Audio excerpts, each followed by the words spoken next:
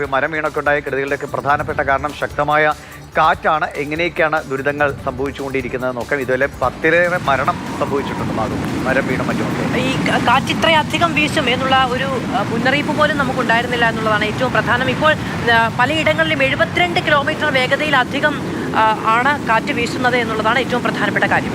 5-ലേറെ ജില്ലകളിലാണ് 50 കിലോമീറ്ററിന് മുകളിൽ കാറ്റ് വീശും. നേരത്തെ മന്ത്രി കെ രാജനും പറഞ്ഞിരുന്നു അതിലേറെ വേഗതയിൽ പലയിടത്തും കാറ്റടിച്ചതായിട്ടുള്ള റിപ്പോർട്ടുകൾ ഉണ്ടായെന്നാണ്. എന്തായാലും പടിഞ്ഞാറൻ കാറ്റ് മാത്രമല്ല എന്നതാണ് സാധാരണ ഈ കാലവർഷത്തിനൊപ്പമുള്ള പടിഞ്ഞാറൻ കാറ്റ് മാത്രമല്ല ഇപ്പം നടക്കുന്നത്. പ്രത്യേകിച്ചും ഈ കിഴക്കോട്ട് വീശുന്ന പടിഞ്ഞാറൻ കാറ്റല്ല ഇത്. മേഘങ്ങൾക്ക് ഉയരം കൂടി അതിൽ നിന്ന് താഴേക്ക് വരുന്ന ഒരു തരത്തിലുള്ള കാറ്റ് കൂടി ഈ പ്രതിസന്ധി കൂടുതൽ പ്രശ്നങ്ങളിലേക്ക്. ഒരു പ്രധാനപ്പെട്ട സവിശേഷത എന്ന് പറയുന്നത് ചെറിയ സമയത്തിനുള്ളിൽ വളരെ കൂടുതൽ വേഗതയിൽ കുറച്ച് സമയത്തേക്ക് കൂടുതൽ വേഗതയിൽ വീശുന്ന കാറ്റാണ്. അതാണ് അതിൻ്റെ പ്രത്യേകത. ഗസ്റ്റ് വിൻഡ് എന്ന് വിളിക്കുന്ന ഈ കാറ്റിലാണ് മരങ്ങൾ കടപുഴകി വീഴുന്നത്. നമുക്ക് തോന്നും വലിയ ശക്തമായ മരമാണ്, കാലങ്ങളായി അവിടെ നിൽക്കുന്നതാണ്, ഒരു പ്രശ്നവും വരില്ല എന്ന്. പക്ഷേ ചെറിയ സമയത്തിനുള്ളിൽ വളരെ വേഗത്തിൽ വീശുന്ന കാറ്റിൽ അങ്ങനെ തന്നെ കടപുഴകി വീഴുന്ന കാഴ്ചയാണ്. ഇങ്ങനെ പരക്കെ വീശുന്ന ഈ കാറ്റിന് മറ്റൊരു പ്രത്യേകത കൂടിയുണ്ട്. അത് കേരളത്തിലുടനീളം വീശിക്കൊണ്ടിരിക്കുന്നത്. തീരപ്രദേശത്ത് മാത്രമെന്നല്ല, മലയോര മേഖലയിലേക്ക് കൂടി ഈ കാറ്റുണ്ട്. തിരുവനന്തപുരം മുതൽ കാസർഗോഡ് വരെ ഇതേ നിലയ്ക്ക് കാറ്റടിക്കുന്നുണ്ട്. കാലവർഷത്തിന്റെ പുതിയ ഭാവമാണ് ഇത്. കാലവർഷത്തിന്റെ പുതിയ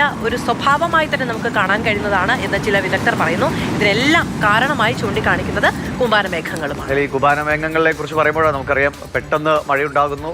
1-2 മണിക്കൂറുകൾ കൊണ്ട് തന്നെ വലിയ കുത്തൊഴുക്കും മണ്ണൊലിപ്പും ഒക്കെ ഉണ്ടാകുന്ന സ്ഥിതിയിലേക്ക് നമ്മുടെ കേരളത്തിൽ തന്നെ നമുക്ക് അനുഭവങ്ങളുണ്ട്. അപ്പോൾ കാലാവസ്ഥ പല വിധത്തിൽ മാറുകയാണ്. അതിനനുസരിച്ച് നമ്മൾ നമ്മുടെ ജീവിതത്തെ ക്രമീകരിക്കുകയാണ് നമുക്ക് സാധ്യമായിട്ടുള്ള ഒരു കാര്യം.